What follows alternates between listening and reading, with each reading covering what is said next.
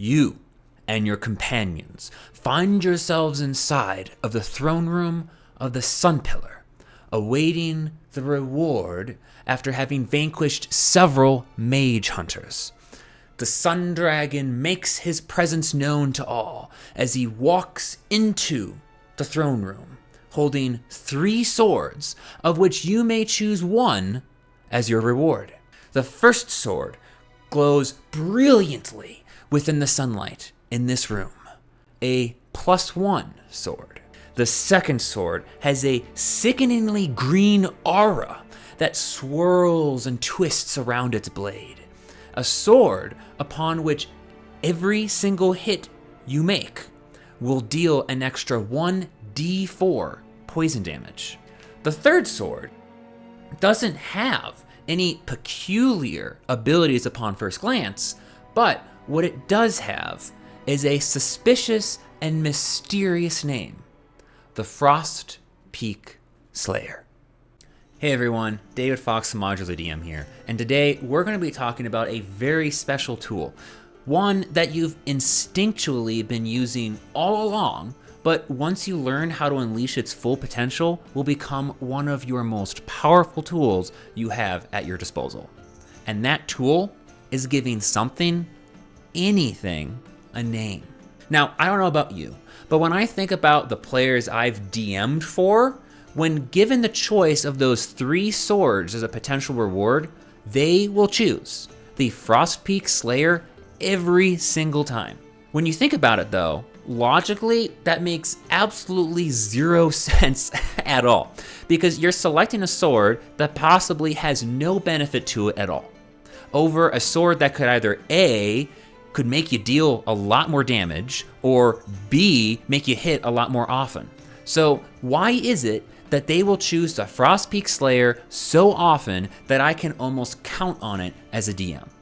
Well, that's because instinctually, we all know that there is almost this essence, this aura that surrounds anything that has a name to it. Because not everything has a name. You have to be worthy of being bequeathed a title or a name, and yet this sword has one, which makes you as a player beg the question. There has to be something more to the sword. It has to be more than the sum of its parts. We need to find out what that is, and thus the selection of the sword. This feeling is something all of us have experienced, and it's not exclusive to D&D. This concept that a name holds unimaginable power is something that's agreed upon not just historically back to the beginning of time, but across different cultures and religions as well. You can look at the Bible, one of the oldest texts in existence. Not only is uttering the name of God one of the ways that miracles are enacted, countless different times, but upon uttering the name of an individual, demons are exorcised from them, or they're brought back from the dead. You can also look at Japanese culture. There is a concept known as kotodama, which literally means word spirit. It's a concept highly tied to Shintoism that words contain spiritual energy and the very ability to create. And you can see this concept throughout their culture and their associated chants with things like martial arts. And it doesn't just stop there. We see this agreed upon power of a name inside of the very mediums we use to play every day. Just look at D&D. We all know of the Power Word series of spells. It's one of my favorites. Power Word Kill, Power Word Stun, and even brand new spells like Psychic Lance, where if you utter the name of an individual you're targeting, you no longer need line of sight to attack them.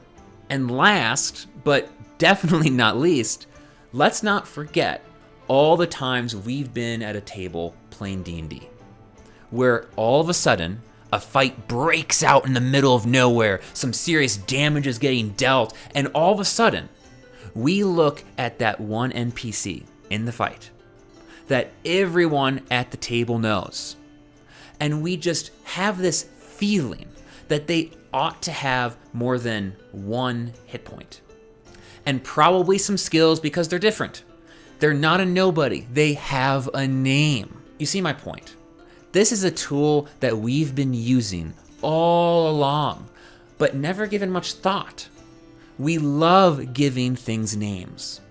But how often do we sit back and think, for what purpose am I giving this thing the privilege of having a name? And that's what we're going to be talking about today. 3 ways that you can make more purposeful use of this superpower of a tool. The first way you can use this tool is to make something that is mundane feel more fantasy, mysterious, and rewarding. Often as a DM, we reward our players by giving them magic items, generally taken out of source books and hand them over to the player. Now, as a player, it is always fun to get a magic item. But imagine how much more interesting it is to, instead of getting a +1 sword, to get the Frost Peak Slayer.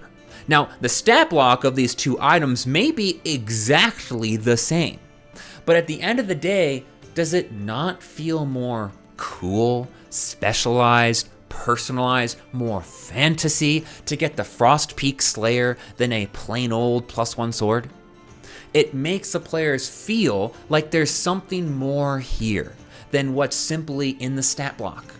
Perhaps there's a history or some kind of backstory I could delve into should I, as a player, desire to take the time to do so. And let's be real, as a DM, if I gave a player a magic item with some loose lore attached to it that I could mold into anything I wanted, that the entire party may at some point opt to go down an entire side quest to dig up the lore, and that they're all super into, can you not ask for a better outcome? And it's not just magic items you can give names to. In fact, let me give you a challenge to help you learn just how far you can take this aspect of the tool. In your very next session, try giving something completely mundane that by no means deserves to have a name. Give it a name and see what happens. For example, imagine your players go into a general store to buy 50 feet of rope, one of the most traditional purchases you can make.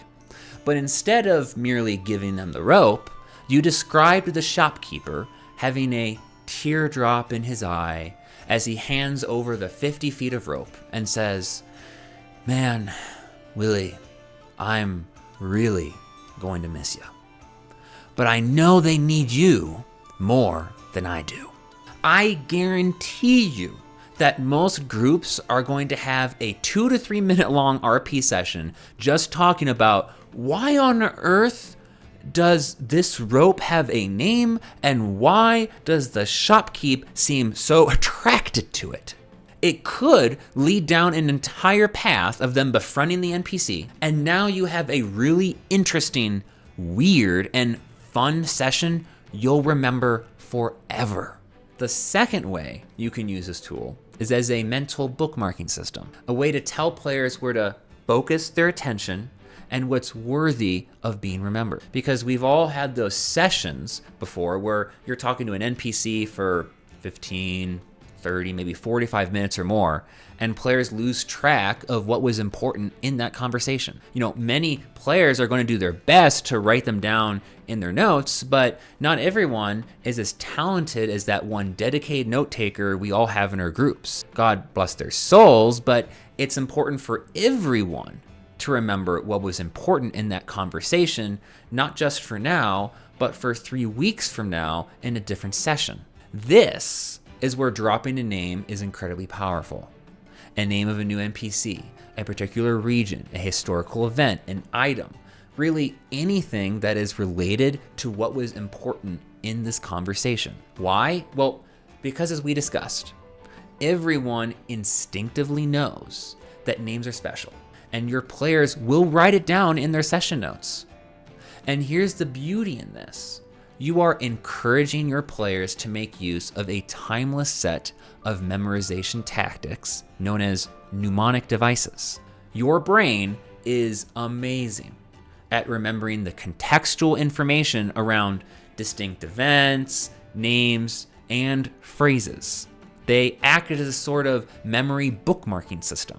Just think about how much you can recall about the opening to this very session upon me uttering the words Frost Peak Slayer. Now, when players need to recall what happened 10 sessions ago, and they come across that written down phrase or name that you purposefully brought up, all the context of that conversation will come along for the ride as soon as they see that name, making it way easier for all your players to stay on the same page and not just for that one note taker.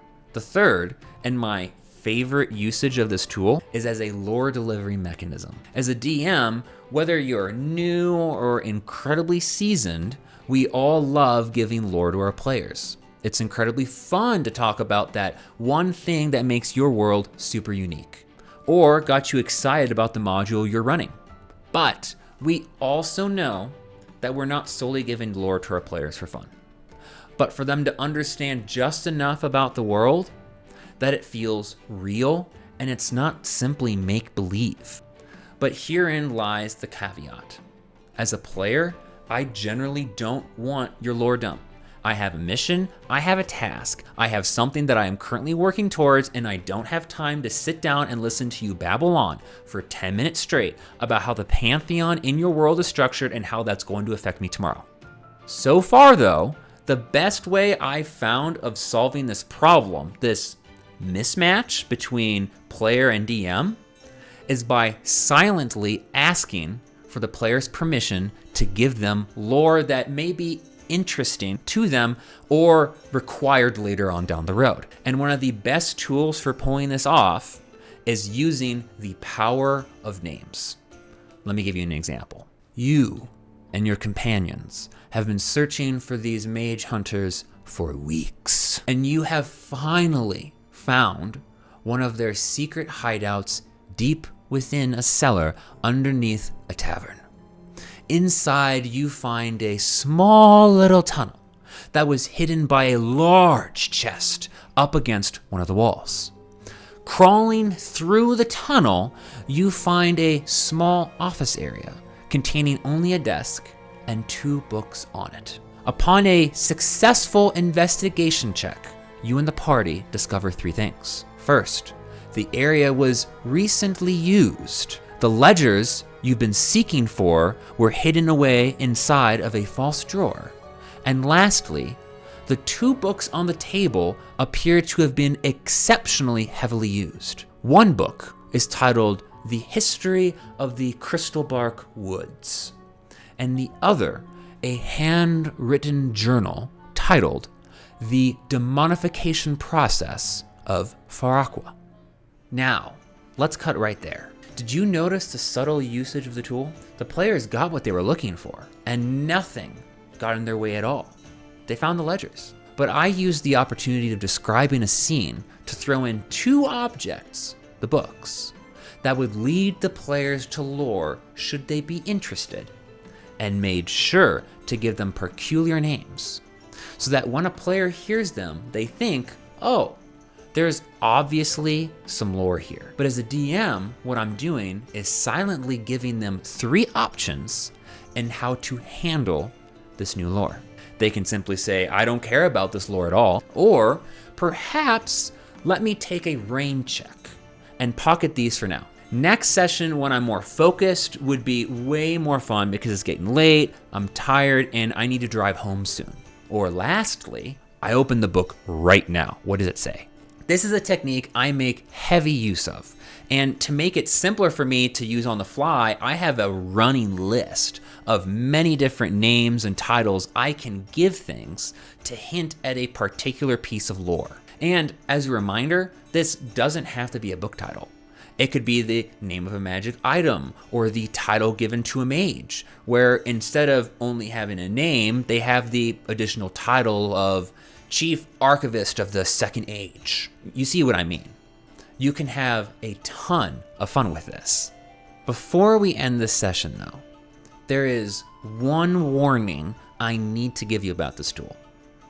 You see, I want you to imagine all the players at your table with a sort of HP bar above their heads, an energy meter, where every time you introduce a name, that energy meter diminishes because it takes a good deal of mental energy to hear your name, write it down, and associate it with the current context you're in.